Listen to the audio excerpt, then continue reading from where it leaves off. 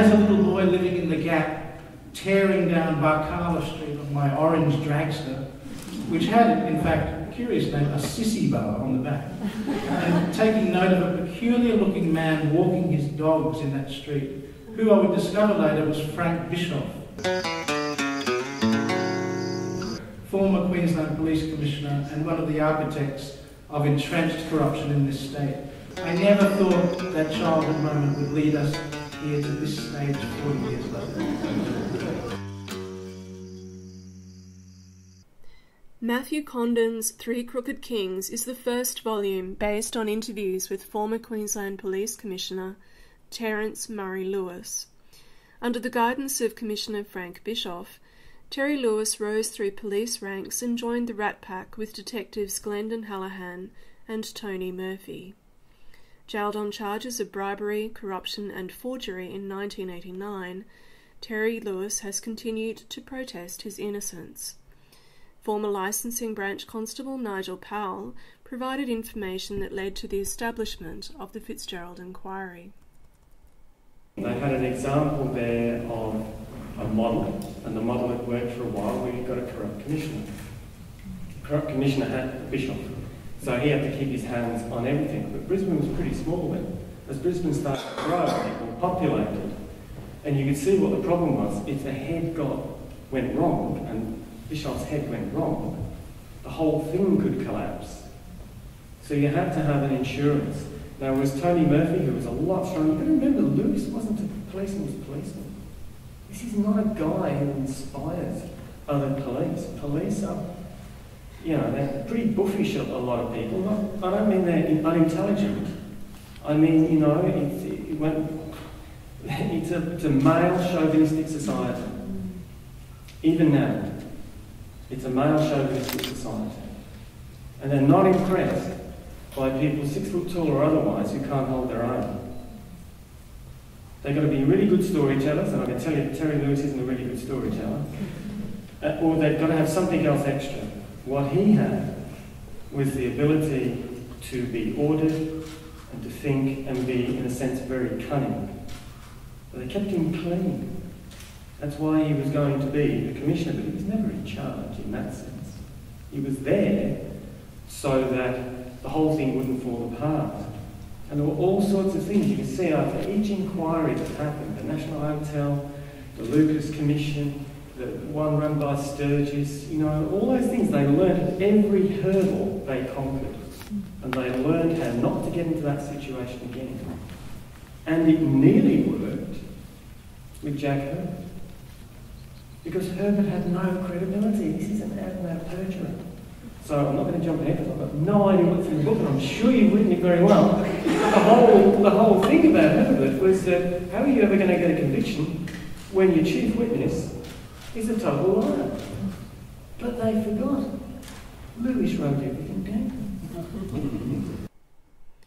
Former Premier Mike Ahern on the purpose of the Fitzgerald Inquiry. Tony Fitzgerald didn't have in mind a score of convictions. What he said consistently to me, that what he was looking for was to change the culture and the process in Queensland. He was conscious that was what it was all about. Now there were, I think, 231 prosecutions, which was a hell of a lot.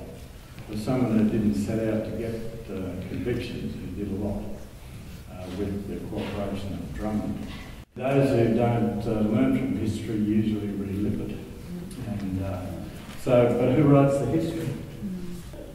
I think it's important to remember that the stuff that got told to us out of the Fitzgerald Inquiry, exactly as Mike says, was the stuff that generated, a little bit of money. But if there's a little bit of money in massage parlours, prostitution, there's a bit more money in SP bookmaking, there is a whole lot more money in drugs.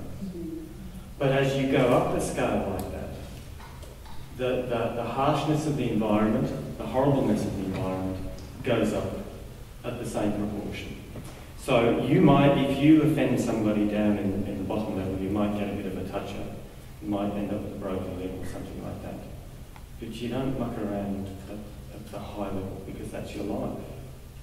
or it's the life of your family. And you can see that even in Matt's book, the threat to Mary Ann's mom. You know, it gets very, very serious, and fear becomes a huge currency that powerful and bad coppers can use. And you know, a lot of coppers at that time, a lot of good police who would go out there and do their job every day, still didn't feel that they could do anything other than put their head down and turn a blind eye to stuff that they knew shouldn't be happening. And they would steer themselves away from being involved in that sort of thing. That, you know, for whatever reason they joined the police service, whatever reason, it's not a good thing to do every day of your life to turn your head away from stuff you should be looking at. You know, but they did it. A lot of them did it. And that's how it kept on in the police service. But it is a bad fear. It's about creating fear in people. That's a very valid point. And I think Nigel Fitzgerald said to me, the thing about a supergrass and why you can't get people to roll over on something like that is that the supergrass is prepared to kill. It's pretty hard to get someone to just come clean and tell you what that's all about and their involvement when that sort of power is out there, and it was. The National Crime Authority chairman came to me at one stage, and it was a long story. I don't want to take up too much time tonight.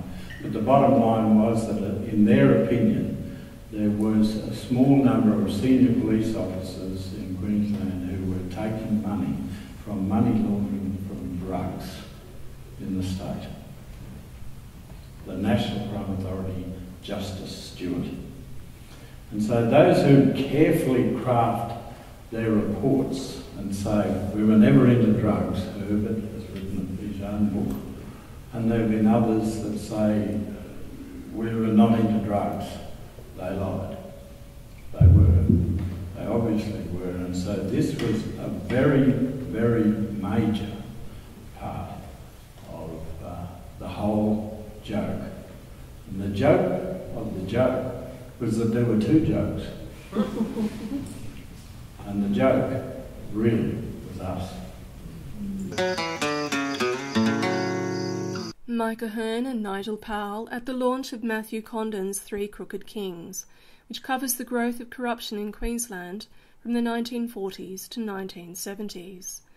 Matthew Condon dedicated the book to his son and his generation with a plea that this history not be forgotten. Shirley Way for 4ZZZ.